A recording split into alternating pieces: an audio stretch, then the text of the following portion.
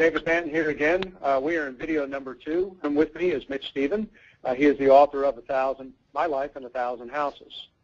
So, Mitch, we were talking a little bit in the last video about how you bought this house, you did owner financing on it, you put cash in your pocket and a monthly cash flow, but you didn't fix up the property. Why is that? Well, I just simply sold the property at a price that warranted and excited someone who could see the potential of the house.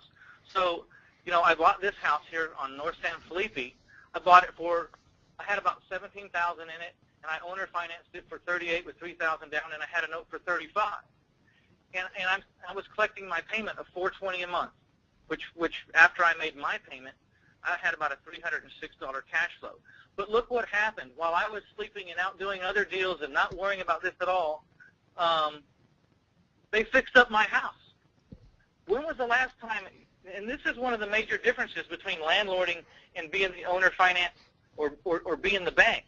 When you're the bank and the person inside your house owns the house, they do things like this to your house. When was the last time you had a rent house and it was in mediocre shape when you gave it to someone, and when you came back a month later, it looked like this? It hardly happens when you're landlording, but when you're giving people the chance to own their house, they start improving your collateral, and that's what I really like about being the bank or about owner financing properties. So what's happening is, folks, is that Mitch is actually selling this house. He is holding the note or the paper on the house, and then the person who had bought the house is actually fixing up that house instead of Mitch having to fix it up. So each and every month he can go to sleep because he doesn't have to do any of the fix-up. And there's also, in addition to that, there's other things that happen that are differences between owner financing and landlording. Mitch, what are some of those other things? Well, let's just say, you know, as they're improving my collateral, their house, as they're improving their house, what do you think the value of this house is doing? I sold it to these people for $38,000 with $3,000 down. By the time they get finished fixing it up, this house is going to be worth $55,000, because I forgot to tell you on this house, there was no kitchen cabinets, there was no carpet, and I could see almost every stud in the wall, and there was just pipes sticking out of the floor for the bathroom. So this picture doesn't really tell the whole story. The whole inside of this house was gutted, and they have fixed the inside of the house, and they have fixed the outside of the house. This house is going to be worth $55,000 to $65,000 once they're finished. Now, how much do they owe me? They owe me $35,000 at 12% for 12 years. Do you think it's going to be very hard for me to sell that note at par, like not give 1 penny discount? No, it's not going to be very hard to sell that note. In fact, I sold this note 6 months after I created it, and I didn't discount it 1 single penny. I got the full $35,000 minus whatever little principal they paid down, but I got the full balance of my note. Why?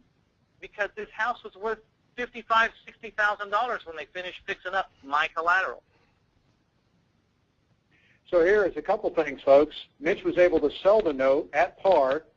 And Mitch, were you able to put some additional money in your pocket when you sold the note? Yeah, I put, you know, almost $35,000 additional. If you take the $35,000 and you subtract out the $17,000 I had to pay, that leaves us with what? $18,000 I put in my pocket, in addition to the $7,000 I collected, which we talked about in video 1. You know, the down payment and the little $2,000 I pay myself when I buy the house. So, you know, $18,000. I picked up $23,000 on a house that I bought for $17,000 bucks. Excellent. And on top of that, since there's so much equity that was actually created by these folks who were fixing up this house inside and out, there's probably a likelihood of them wanting to continue to make the payments timely because they also recognize that they have equity in the house. So that's something that they don't want to mess that up. They want to make sure that they make their payments on time and keep the house because they realize that they have that sweat equity, if you will, or unrealized capital gains. Yeah. Whether they make the payment or they don't make the payment, it all works out fine. Maybe we can talk about that on another day.